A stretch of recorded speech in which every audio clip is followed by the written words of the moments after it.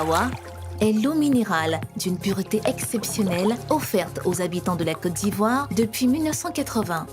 Ils sont bien organisés. Ils ont les paroles pour accoster vos fils, pour les accrocher. Ils ont les paroles accrocheurs. Ils prêchent mieux leur évangile. Ils présentent mieux leur Seigneur. Il me dit, ne t'inquiète pas, les mamans ne sont pas là pour nous aider. Ils nous aident. C'est la souffrance. Ils nous ont mis au monde et puis nous ont laissés dans la souffrance. Il ne faut rien pour nous. Il était en train de donner en fait la révélation de ma vie.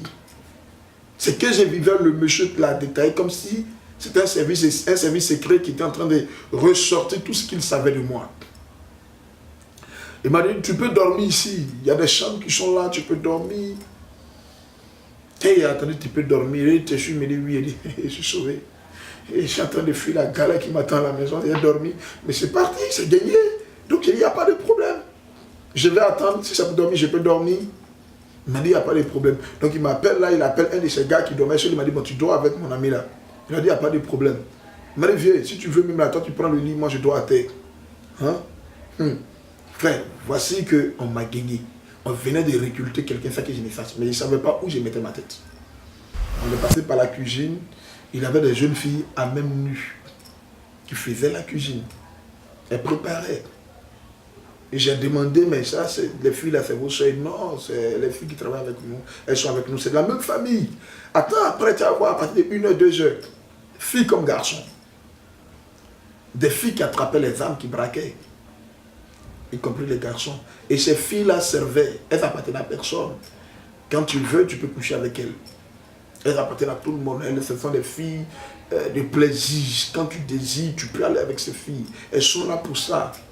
Elles peuvent te faire gratuitement, comme elles peuvent te demander de payer. Voilà qu'elles savent quitter l'argent.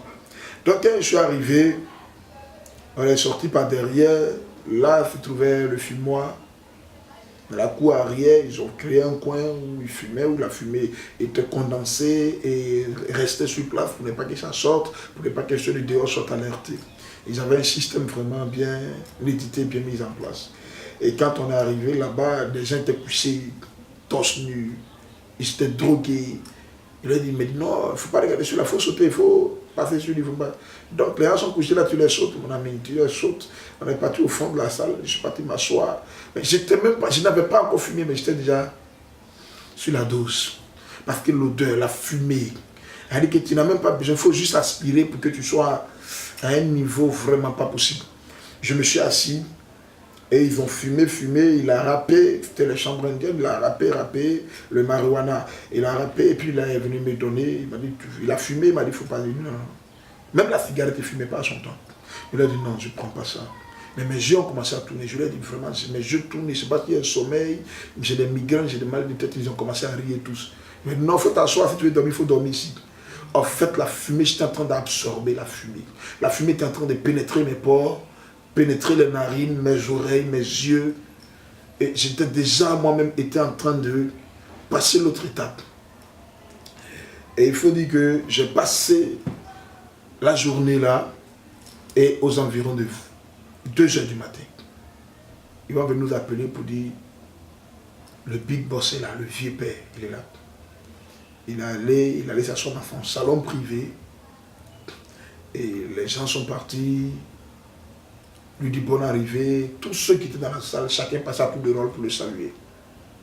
C'est quelqu'un qui ne ressemblait à rien. C'est ce qui m'a fait mal. Il ne ressemblait à rien. À son temps, moi, il s'est là, puis je me suis dit, mais attends, lui, là, moi, je peux le frapper, puis il n'y a rien. Il ne ressemblait à rien. Mais en fait, là-bas, la domination, celui qui domine est le plus violent. C'est le plus violent qui domine le groupe. Voilà, ce n'est pas la forme. Donc, et quand mon ami m'a dit de rester, lui, il est parti, il allait le saluer, et puis il lui a dit, j'ai un ami qui est là, qui veut faire partie du groupe. Il m'a dit, amenez-le, je vais le voir. Quand je suis arrivé, j'ai fallu lui dire, attends, ce petit-là qui est votre vieux père. Il est petit de forme, petit de taille. Mais vraiment, il est sec. Donc quand on est arrivé, il me l'a présenté, il m'a dit, ça va. Il me dit, tu t'appelles comment? Je lui ai dit que je m'appelle Destin, parce que c'est mon nom, je m'appelle Destin. Et je m'appelle à l'état civil, il n'y a plus ma gloire Destin. Et il m'a dit, ici on ne donne pas, ton nom ne sera plus désormais Destin. Et tu vas t'appeler Tino. Voilà, avec Destin, Destino. Donc, il m'a mis Tino. J'ai trouvé le nom agréable. Tino, c'est court, c'est simple, c'est joli à prononcer, joli à entendre. Donc on m'appelait Tino. Mais dans la ville, à son temps, il y avait plusieurs Tino. Donc il a préféré, il m'a dit, bon, toi tu vas t'appeler Tino de Saya, il a dit que Tino de la mort. Voilà. Il a dit qu'un agent exécuteur. Il m'a dit, bon d'accord, est-ce que tu veux partir chez toi, venir nous rendre visite ou bien, je sais ce qui m'attend chez moi. Il a dit, je préfère rester ici. Il m'a dit, c'est ta place, tu peux rester. Alors j'ai trouvé bon de rester. Donc j'ai passé la nuit là. Et pour la première fois de ma vie, j'ai jamais connu une femme là. Je vais être initié à la... Pour la première fois que je suis sorti. Donc tu t'imagines un enfant très jeune. Très jeune. Je pense que je venais d'avoir mes 16 à 17 ans. J'étais encore beaucoup jeune. Mes 16 ans, 17 ans.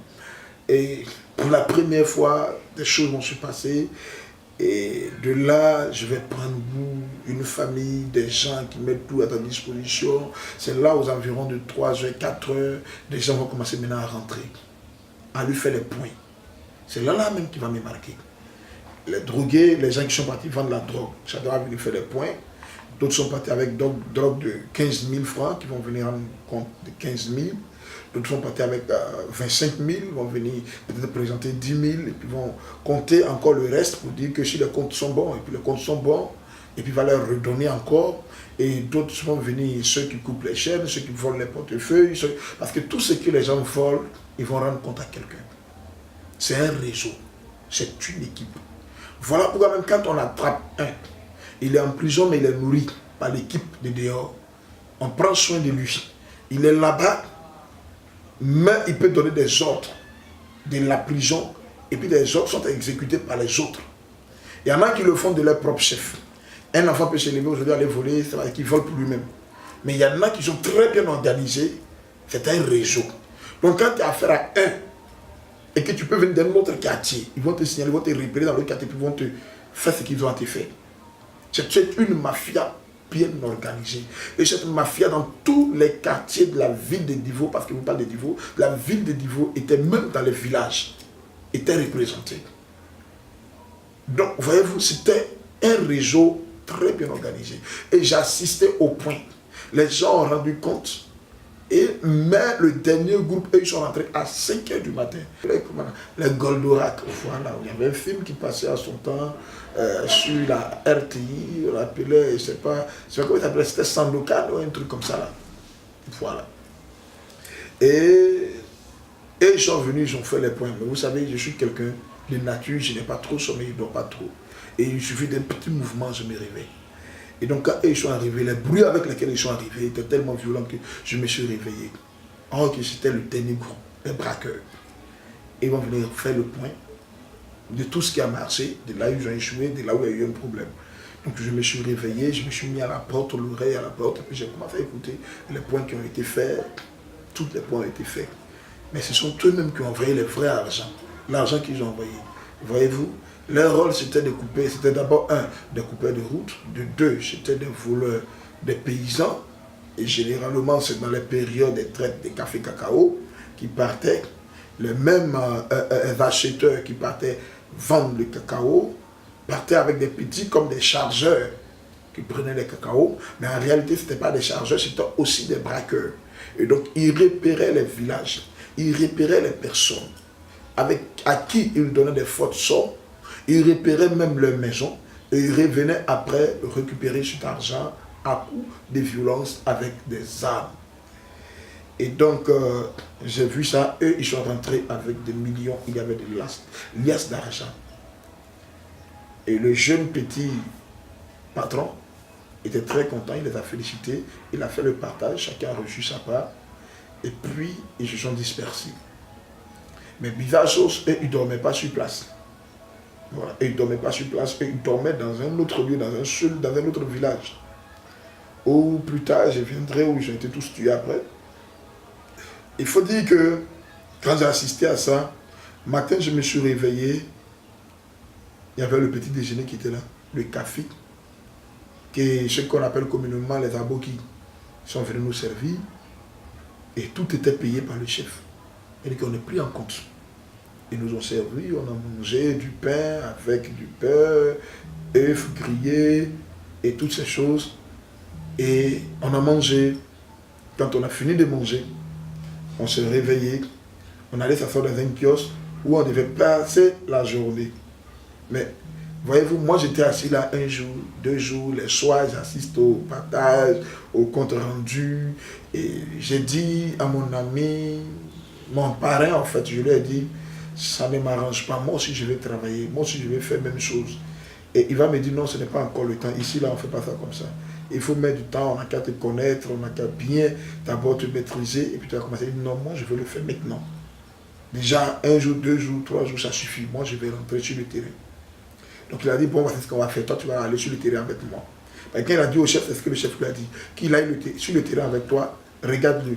Moi je peux te sacrifier toi, parce que je ne sais pas qui il est. Et puis toi te sacrifier, va avec lui et tu analyses. Donc quand on est parti, premier jour j'ai vu comment les ventes se faisaient. Parce que vous savez, cette marchandise, cette drogue ne se vend pas comme on vend de la tomate, on ne l'expose pas. Voilà, c'est des codes, c'est des signes qu'on se fait. Voilà, donc je suis assis, j'ai regardé 1 jour, 2 jours, je lui ai dit, mais moi je peux le faire. Donc heureusement, quand je lui ai dit que j'allais le faire, il y avait un de ces petits qui était assis, vous voyez un peu, bon, la gare de Divo, au niveau de un petit secteur qu'on appelle le Texas. On appelle ça Texas. Texas, on a passé à une station Texaco là. C'est là tout se passait, juste au bas. C'est l'ancienne gare. Et donc, le jeune s'asseyait là. Et donc, chaque fois qu'il s'asseyait là, les gens venaient. Et ils connaissaient ses clients. Mais comment ils faisaient? Quand ils viennent, ils les voient déjà et puis ils vont se serrer la main. Alors que de loin, il lui fait signe pour dire 2. Et quand tu es là, tu es comme un guetteur. Tu regardes tous ceux qui viennent. Généralement, tu as les regards un peu partout. Et donc, il repère ses clients. Donc, quand le client arrive, s'il veut 5 boules, parce que ça s'attache, on se râpe dans des petits papiers, et on les vend à 100 francs, 100 francs. Et 100 francs, et donc, il peut faire de loin le signe, il fait comme ça.